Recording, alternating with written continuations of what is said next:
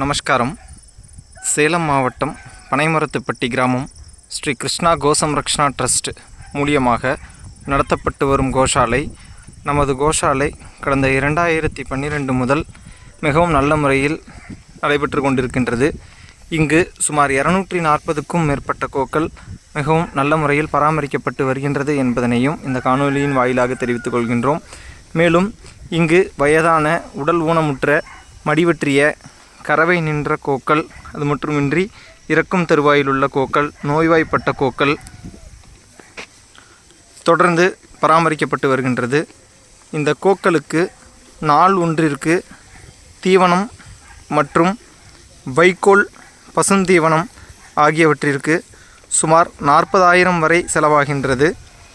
தற்பொழுது உள்ள சூழ்நிலையில் கோஷாலையில் கடுமையான தீவன தட்டுப்பாடு மற்றும் நிதி நெருக்கடி ஏற்பட்டு உள்ள காரணத்தினால் இந்த கோக்களை பராமரிப்பதற்கு மிகவும் சவாலாக உள்ளது.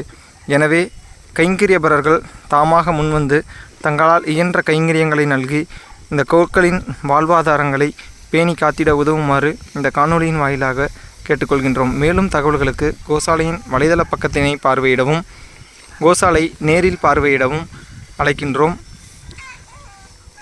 நன்றி.